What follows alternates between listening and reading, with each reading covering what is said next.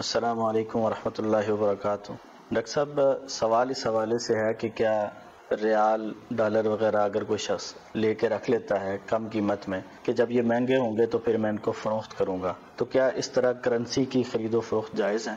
بنیادی طور پہ اس میں کوئی حرج نہیں ہے کہ آپ ڈالر خریدیں روپے کے بدلے میں اور بعد میں بیچ ڈالیں، لیکن اس میں چند ایک چیزوں کو ذہن میں رکھنا چاہیے۔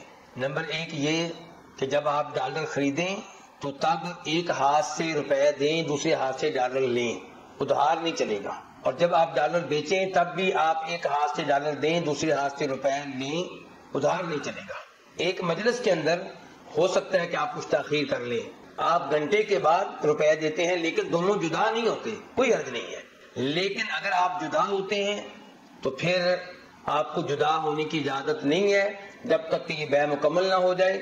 اگر مکمل نہیں کر سکتے کسی مجبوری کی وجہ سے تو بیع کو کینسل کر دیں۔ اس بارے میں ایک حدیث آپ کے سامنے رکھنا چاہوں گا، اسے امام مسلم رحمہ اللہ روایت کرتے ہیں اور اس کے راوی ہیں عبادہ بن صامت رضی اللہ تعالی عنہ۔ کہتے ہیں کہ نبی علیہ الصلوۃ والسلام نے ارشاد فرمایا کہ جب آپ سونے سے بیع کریں گے تو دونوں طرف سے سونے کی مقدار ایک جیسی ہونی چاہیے اور یہ بیع ادھار کی شکل میں نہیں ہونی چاہیے، نقد ہو دونوں طرف سے۔ اور اگر آپ چاندی کی بیع چاندی سے کر رہے ہیں تب بھی یہی صورتحال ہے، دونوں طرف سے مقدار بھی برابر ہو اور ادھار کی اجازت نہیں ہے۔ مقدار برابر ہو اس سے کیا مراد ہے کہ آپ 10 گرام چاندی دے رہے ہیں تو 10 گرام ہی لیں، یہ نہیں ہونا چاہیے کہ آپ 11 گرام چاندی دیں یہ سوچ کر کہ میری پرانی ہے اور جو چاندی لیں وہ 10 گرام ہو اور یہ سوچیں کہ وہ نہیں ہے۔ نہیں، وزن بھی ایک جیسا اور ادھار کی بھی اجازت نہیں ہے۔ یہ صورتحال ہے جب بیع ہو رہی ہوگی گندم اور ادھر بھی گندم، یعنی کہ آپ 20 کلو گندم دے کے 20 کلو گندم ہی لیں گے، چاہے آپ کی کوالٹی اچھی نہیں ہے اور جو آپ خرید رہے ہیں اس کی کوالٹی اچھی ہے۔ اور یہی صورتحال ہوگی جو کے ساتھ بیع میں، اور یہی صورتحال ہوگی کھجوروں کے ساتھ بیع میں، اور یہی صورتحال ہوگی نمک کے ساتھ بیع میں۔ یہ کتنی چیزیں ہوگی؟ 6۔ تو ان 6 چیزوں میں جب دونوں طرف سے جنس ایک ہی ہو، ادھر بھی گولڈ ادھر بھی گولڈ، ادھر بھی چاندی ادھر بھی چاندی، ادھر بھی گندم ادھر بھی گندم، تو اس صورتحال میں مقدار بھی ایک جیسی ہو اور ادھار کی بھی اجازت نہیں ہے۔ البتہ اگر جنس تبدیل ہو جائے، ادھر گولڈ ہے سونا اور ادھر چاندی ہے، ادھر دینار ہے اور ادھر درہم ہے، تو پھر اللہ کے نبی علیہ السلام ارشاد فرماتے ہیں فَإِذَا اخْتَلَفَتْ هَذِهِ الْأَصْنَافُ فَبِيعُوا كَيْفَ شِئْتُمْ إِذَا كَانَ يَدًا بِيَدٍ۔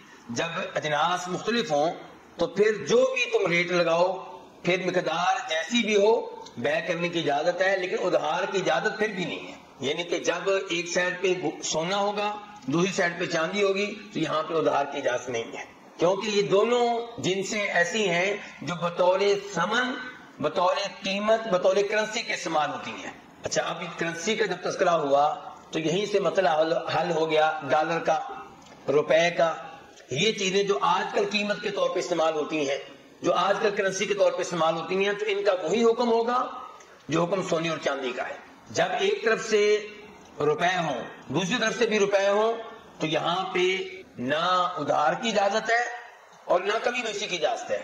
آپ نے دیکھا ہوگا عید کے موقع پہ کئی لوگ بینکوں میں جاتے ہیں اور مثال کے طور پہ 5000 روپے کا نوٹ دیتے ہیں اور کہتے ہیں کہ ہم نے بچوں کو عیدی دینی ہے تو ہمیں آپ 100 روپے کے نئے نوٹ دے دیں، تو یہ بیع کی جاتی ہے، لیکن دینے والا 5000 روپیہ دے گا، ساتھ اضافی 50 روپیہ اور دے گا یا 100 روپیہ اور دے گا، تو ایک طرف سے ہے 5100 روپیہ اور ایک طرف سے کیا 5000 روپیہ، تو جنس ایک ہی ہے، تو یہ جائز نہیں ہے، یہ درست نہیں ہے۔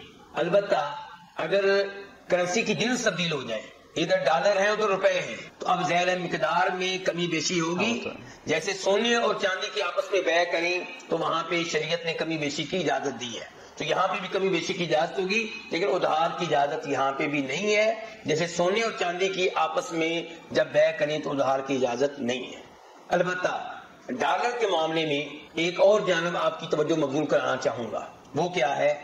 وہ ہے ذخیرہ اندوزی کا مسئلہ۔ ریال میں تو یہ مسئلہ نہیں ہے، کیونکہ موجودہ زمانے میں ریال آپ جتنے بھی خرید کے رکھ لیں کوئی مسئلہ پیدا نہیں ہوگا۔ ڈالر اگر آپ زیادہ مقدار میں خرید کر رکھتے ہیں تو مارکیٹ میں ڈالروں کی ضرورت ہے۔ جب وہ دوسرے ممالک سے بیع کرتے ہیں تو کس کے ذریعے کرتے ہیں؟ ڈالر کے ذریعے۔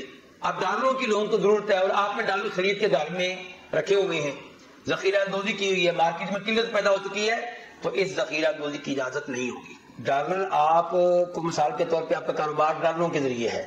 جب ڈالر آپ نے لیے تو آپ کی نیت ذخیرہ اندوزی کی نہیں ہے، لیکن اب مارکیٹ میں ضرورت محسوس کی جا رہی ہے، مہنگائی بڑھ رہی ہے ڈالر نہ ہونے کی وجہ سے، تو پھر آپ پہ واجب ہوگا کہ آپ ڈالروں کو مارکیٹ میں لے کر آئیں.